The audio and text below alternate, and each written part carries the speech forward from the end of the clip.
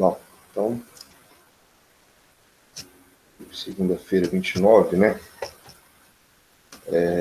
de junho.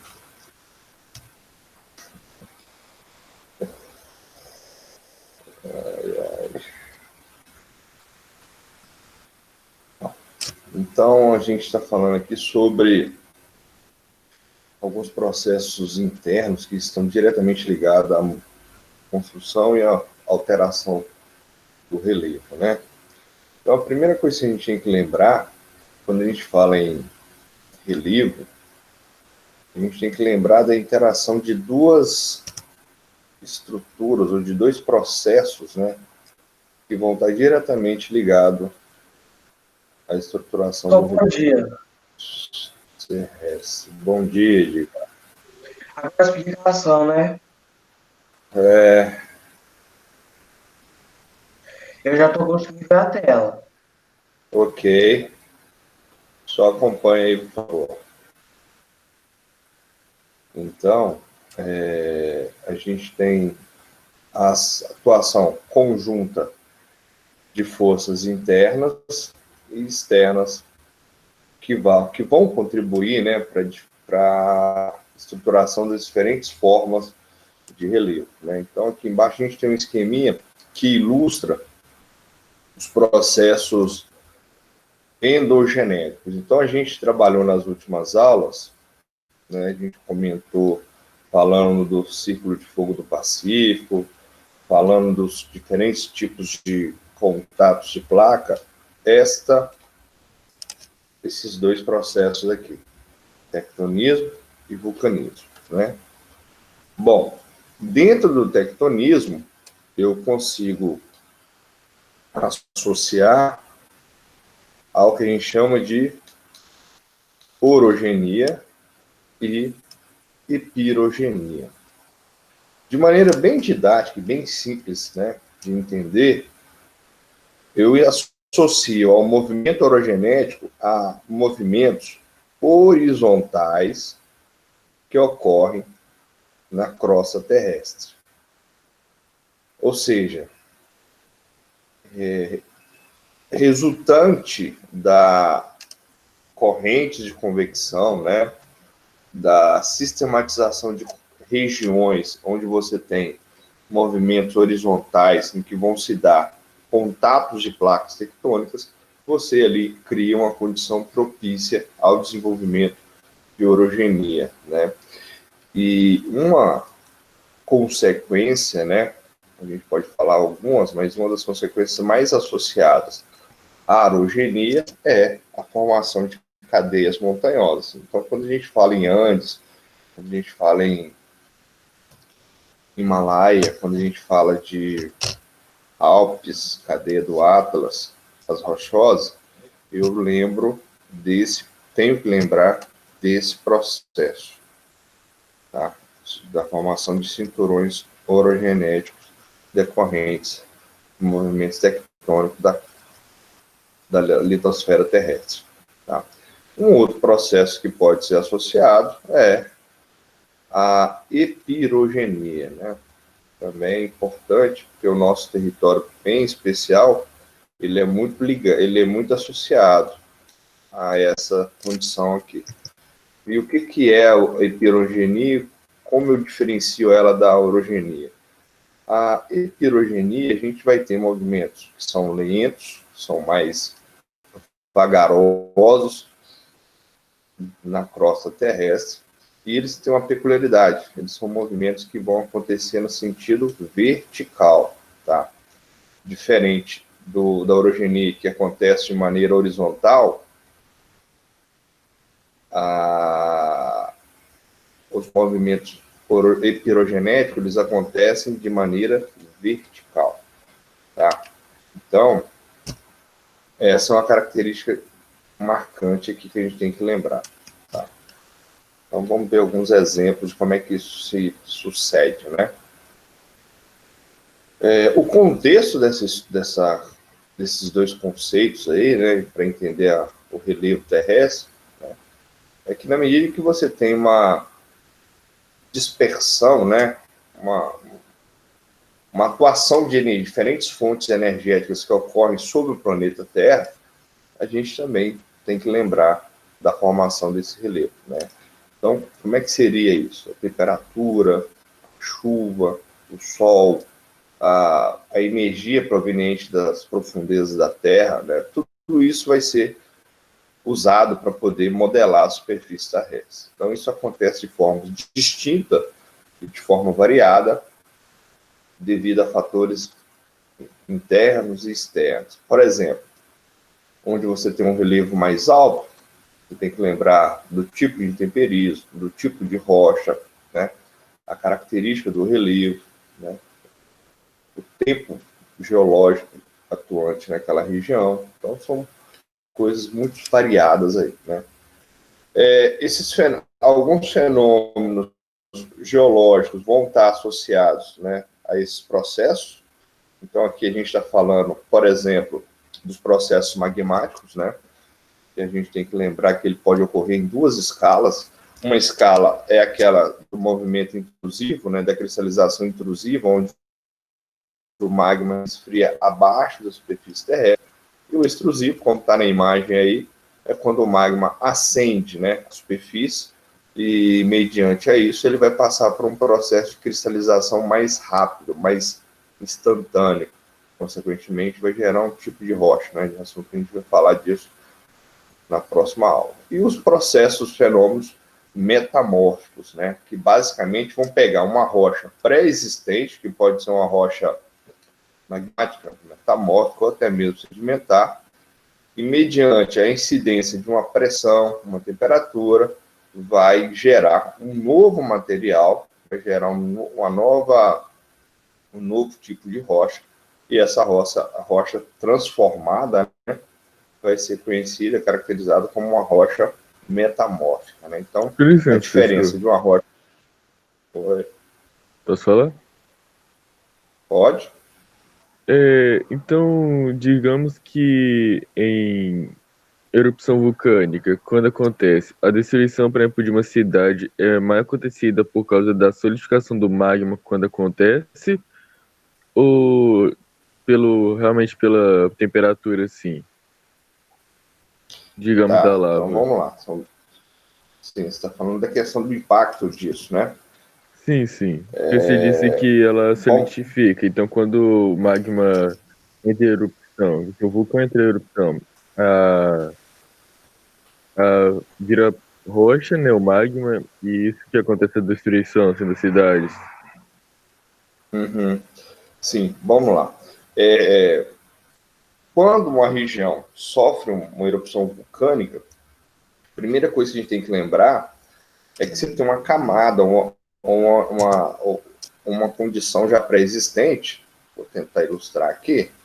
Então, por exemplo, você tem aqui um relevo, então você tem até uma região, uma cidade mesmo. O que acontece? Quando o magma é jogado em cima dessa região, se a gente está falando de uma região que tem rocha, por exemplo, ou solo, o que vai acontecer? Ele vai ter aqui uma espécie de uma homogeneização. Então, essa área toda vai ficar coberta por rocha magmática, de acordo com o que está aqui no desenho, tá?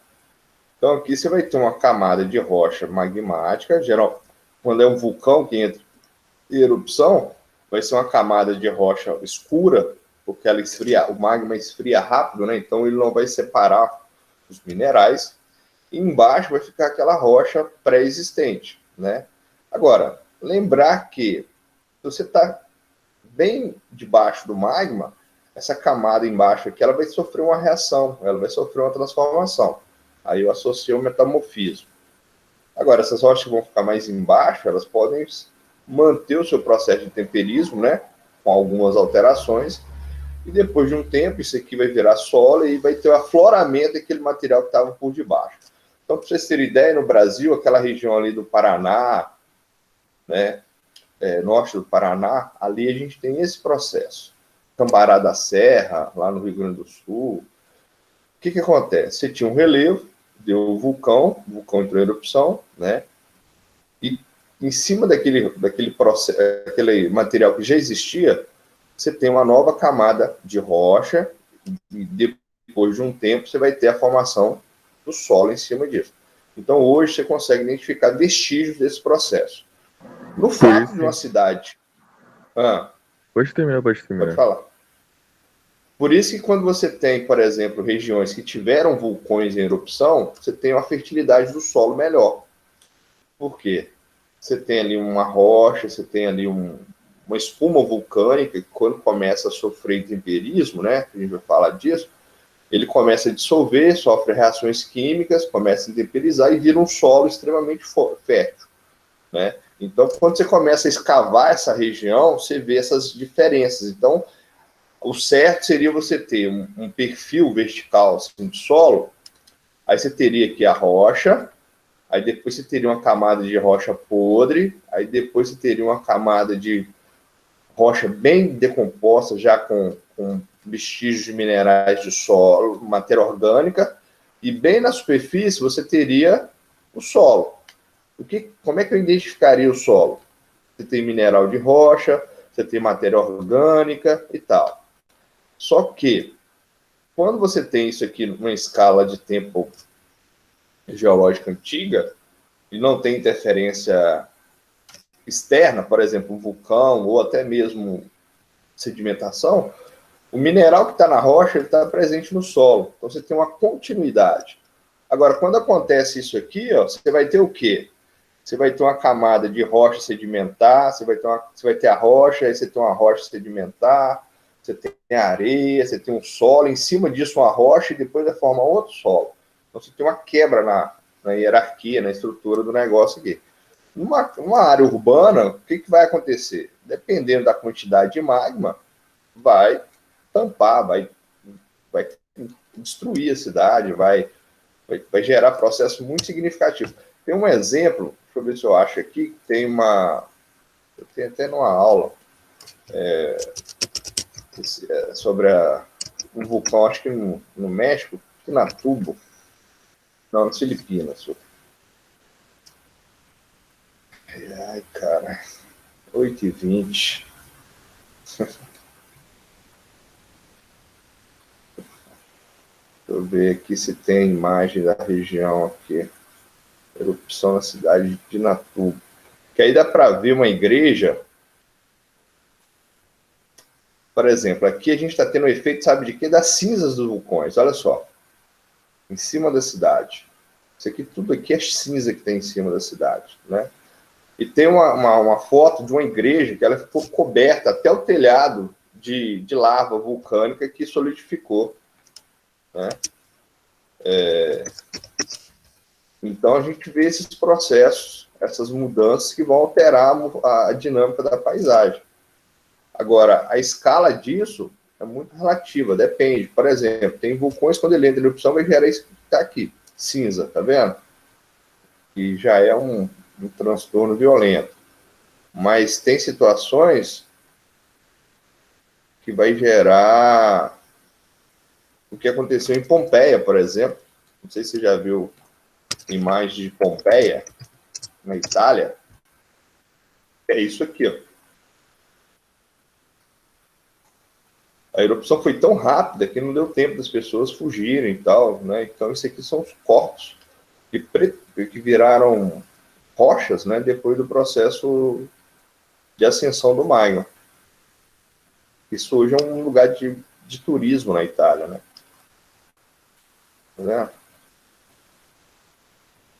Então, o negócio foi tão rápido, porque o certo seria o magma derreter os corpos, derreter rocha e tal, né? Só que como foi uma erupção tão rápida, tão instantânea, né, conseguiu criar uma condição ali térmica de preservar esses corpos. Então a gente vê como é que as pessoas dormiam, como é que elas ficaram.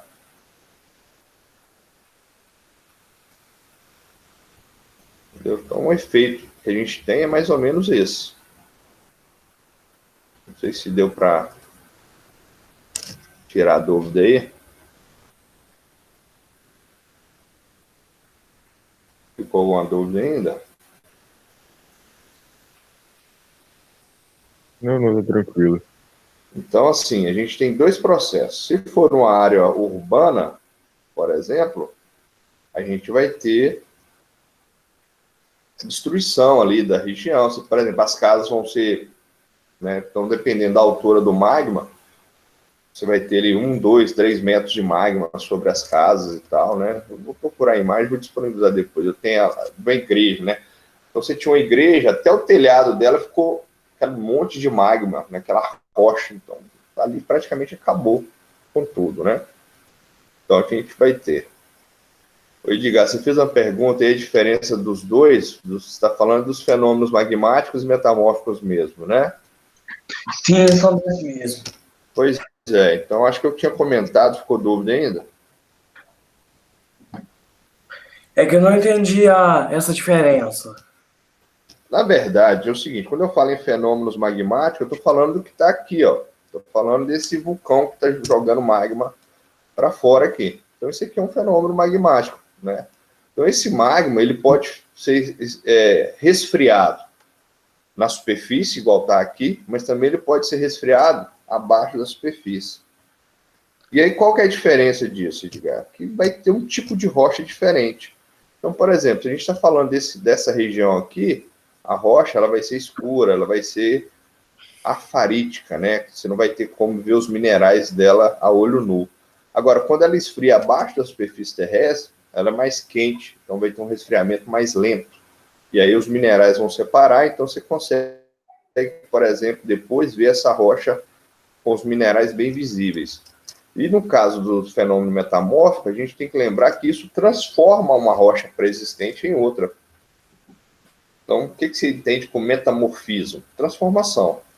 Então, quando você tem uma rocha magmática, uma rocha sedimentar, uma rocha até mesmo metamórfica, quando ela é emitida a uma pressão ou a uma temperatura de até 550, 600 graus, ela vai transformar essa rocha em outro material, entendeu? Então, aí vai gerar uma mudança no estado físico e químico dela.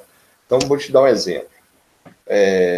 Ardósia, que é usada em piso de casa.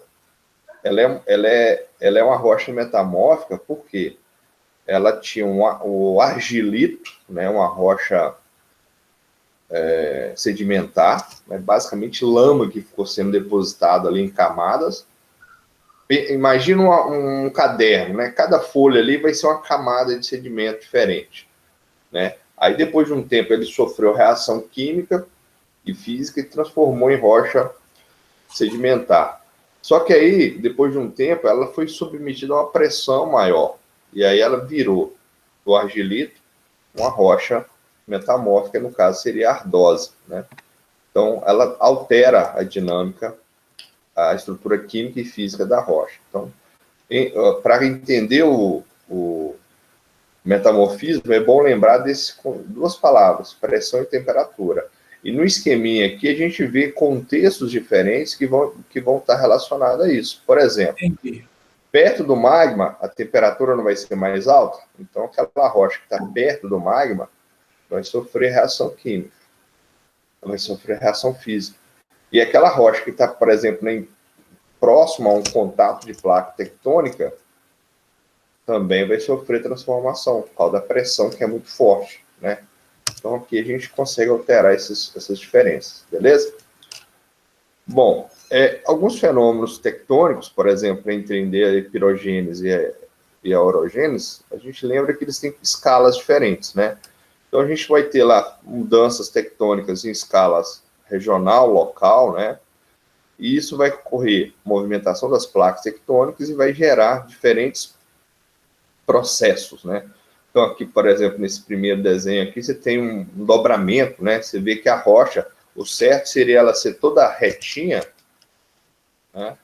Toda retinha, assim, só que teve uma pressão, uma tensão vertical em cima dela que alterou, né? O alinhamento das rochas. Então, você vê que tem uma diferença aqui. Então, aqui a gente tem. Você tem o estilhamento também e até mesmo cisalhamento, né? Que são processos ligados a essas movimentações de placas tectônicas sobre as rochas. E no caso da nossa do nosso foco aqui é entender como é que acontece a epirogênese e a orogênese. Então, aqui a gente tem um exemplo de uma área que sofreu o processo de epirogênese. Então, você tem ou rebaixamento do relevo, né? Você pode formar o que a gente chama de graben, né? Um rebaixamento, ou um soerguimento, né? A diferença da orogênese é que isso é um processo mais lento, né? E que gera muito pouca interferência nas rochas. Por exemplo, você não vai ter a ocorrência de metamorfismo ou vulcanismo no caso da epirogênese. Agora, a orogênese é um movimento mais recente, né? A gente está falando do Cenozoico, contatos de placas tectônicas, e ela vai estar relacionada à formação das grandes cadeias montanhosas. Então, muito comum a gente usar o termo cinturões orogenéticos, né? Como é o caso dos Andes, né? Então, no caso da orogenia, né, a gente vai ter a construção de montanhas, né? E também a gente pode associá-la, além da formação de montanhas, a dobramentos, né? Como a gente viu no desenho agora há pouco, falhamentos de rocha, terremotos, erupções vulcânicas, intrusões, né, de plútons. O que seria isso? O magma subir encaixando numa camada de rocha, e até mesmo metamorfismo, como a gente viu no desenho anterior, né? A gente pode falar nessa faixa, né, orogenética, geralmente ela vai ter um contexto de ser de longa faixa, né, onde geralmente são extensões mais de escala geográfica bem abrangente, né, e geralmente são áreas estreitas, né, como, por exemplo, a gente pode notar no caso da Cordilheira dos Andes, né. Geralmente, ela vai ter essas características, né, vai ser uma área alongada, esticada, com vários processos de dobramento ou fases. Uma coisa importante, lembrando do tempo geológico, você vai ter contextos, né, tempos diferentes. Então, mediante a cada contexto cronológico, ou seja, cada tempo, você pode ter uma situação de mais ou menos soerguimento da montanha, né? Então, aqui a gente vai ter esses contextos aí. Por que eu estou falando isso, galera? Porque a gente pode lembrar dos maciços, dos dobramentos antigos, né? Que são áreas que tiveram a formação de orogêneos antigos. Então, a minha preocupação em comentar isso é justamente lembrá-los da seguinte questão. Eu tenho hoje os dobramentos modernos do Cenozoico, do Terciário, melhor dizendo, 60 milhões de anos ou menos, e eu tenho também dobramentos antigos, né, do Paleozoico, do Arqueozoico, que são antigos pra caramba, que hoje essas regiões se encontram num relevo mais baixo. Por quê? Porque eles são antigos e vêm passando processos erosivos. Então, a gente tem aqui exemplos, como é o caso dos Apalaches nos Estados Unidos. Tá? Então, a gente tem que lembrar desses contextos aí, dependendo da prova, a gente vai ter que lembrar disso aí. Uma outra coisa importante, né, é que a orogênese ela vai ter uma grande força atuando sobre elas, né, no caso, contatos de placas tectônicas, então isso é uma força muito expressiva, né, que vai incidir para explicar como é que se dá o soerguimento de uma cadeia montanhosa, por exemplo, como o Himalaia, né. Um outro processo também importante é a epirogênese, né, então, diferente da orogênese, que é horizontal, né, a epirogênese vai ser movimentos mais lentos, né, e vai estar associada a movimentos verticais em grandes áreas continentais, né. Então, diferente da orogênese, ela geralmente não causa grandes transformações na estrutura das rochas, né. Então, ela vai estar mais ligada, basicamente, a processo de deposição ou de soerguimento lento da crosta, né. E diferente da orogênese, tem um grande esforço, tem movimentos mais bruscos aí, como, por exemplo, os terremotos. Por ser lento, né, a gente associa a epirogênese a algumas situações. Por exemplo, Variação do nível do mar pode ser afetada pela hidrogênese, né? Talvez o melhor exemplo disso seja o país chamado Holanda, né? A Holanda, por exemplo, ela sofre avanço do mar porque ela passa por um processo de hidrogênese negativo, né? Porque ele está rebaixando a crosta, e na medida em que você tem essa redução do nível de base ali, você tem o avanço do mar, por exemplo, né? Então, essa variação aí da altura em relação ao nível do mar pode também gerar no que a gente chama de depressão. Então, o que seria uma depressão? A depressão ela pode ser vista de duas formas, né? Aí a gente vai usar o exemplo da Holanda. Então, você tem um relevo, aí você tem uma depressão, aí você tem aqui o nível do mar. Então, se essa depressão está abaixo do nível do mar, então eu posso falar que ela é absoluta. É uma depressão absoluta, como, por exemplo, o que acontece na Holanda, né? Agora, no Brasil, a gente tem algumas áreas de depressão, né? Então, você tem um relevo e tal, aí você tem uma depressão, ela está acima do nível do mar, então ela é relativa. A gente vai falar de tipos de relevo e vai detalhar isso. Então, essas duas situações podem impactar, por exemplo, a hidrogênese pode influenciar na formação de depressão, né? E aí, sendo ela abaixo do nível do mar, como a Holanda, ela é absoluta, e sendo acima do nível do mar, pode ser relativa, tá? Então, você vai ter mudanças, por exemplo, na configuração da drenagem. Como é que é isso? Você pode ter um relevo, que ele tem uma situação. Vamos pegar um exemplo de uma chapada. Um dia desse eu vi uma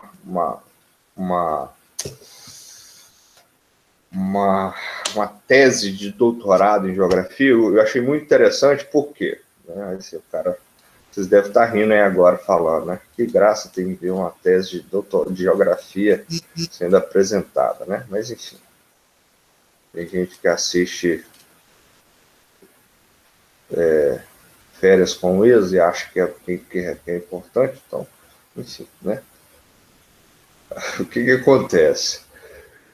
O pesquisador ele identificou um padrão, né, de movimentação na Chapada que, de um lado, é mais úmido, de um lado, a drenagem ela é mais úmida, então você vai ter uma vegetação, isso é lá no Nordeste, na Chapada do Arari. Então, de um lado, por ser mais úmido, o que vai acontecer? Você vai ter um solo diferente, você vai ter uma drenagem diferente e você vai ter uma vegetação diferente. Na parte mais árida, a vegetação é diferente, o solo é mais arenoso e tal. E aí,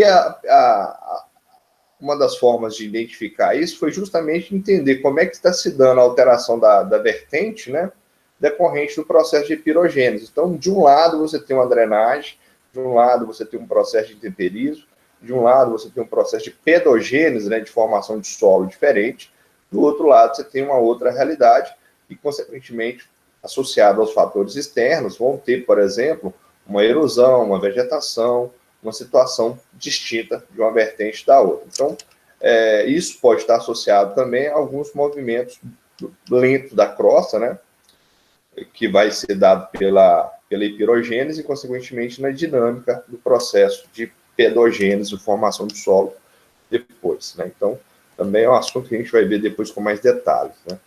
Então, você tem variação na erosão, você tem terraceamento dos vales fluviais, né? Aparecimento de planos de erosão diferentes, entre outros. Então, a gente consegue pegar essas diferenças aí, tá? Aqui a gente tem paisagens que ilustram, né, o que acontece com a hidrogênese. Então, aqui você tem esses platores aqui na região do Grand Canyon, lá no Colorado, próximo ao Grand Canyon, né? Você tem aqui. E aqui a gente tem na Serra do Mar, quem já foi para o Rio de Janeiro, passando ali por Petrópolis, por região serrana ali, a gente vê essa morfologia da paisagem, que é resultado de um processo de soerguimento, né, da crosta e, consequentemente, a gente pode associar ao que acontece muito no Brasil, que é a epirogênese, tá? Então, o que a gente tem que lembrar? Nós temos epirogênese em grande maioria, porque nós não temos tectonismo como aquelas áreas de contatos convergentes de placas tectônicas. Então, o relevo brasileiro, né, assunto que a gente vai falar nas próximas aulas, ele está muito associado à epirogênese. Só que eu posso falar que aqui nós somos isentos ou nunca tivemos processos orogenéticos?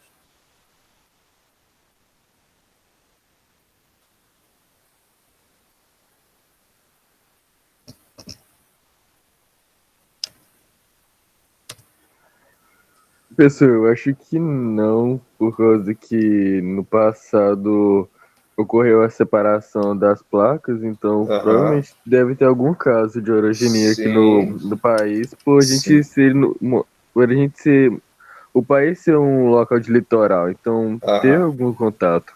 Sim. Então a resposta é essa mesmo, a gente teve sim, só que detalhe, olha a questão do tempo. A nossa influência orogenética, os nossos cinturões orogenéticos, eles são antigos. Então, eles são anterior ao Cenozoico.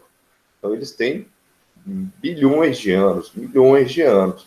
Então, e quando a gente fala em cinturões orogenéticos modernos, como os Andes, Himalaia, Alpes, Rochosas, etc., a gente associa a cinturões orogenéticos modernos datados do terciário no Cenozoico, ou seja, menos de 60 milhões de anos. Agora, olha como é que isso é importante entender. Como o nosso relevo ele já teve cinturões orogenéticos antigos, montanhas antigas, isso é muito questionado, né? O Brasil tem ou não tem montanhas? Não, o Brasil já tem montanhas, mas são montanhas antigas, porque elas são antigas e densamente erodidas. Então, por exemplo, ela tinha essa altura, então, ao longo de bilhões de anos, o que vai acontecendo com ela? Ela vem rebaixando, ela vem sendo erodida, tá? Então, por isso que nós temos altitudes médias baixas. Como a gente está no centro de uma placa tectônica, eu não tenho situação que erga esse negócio para cima de volta. Então, por isso que a gente tem esse relevo.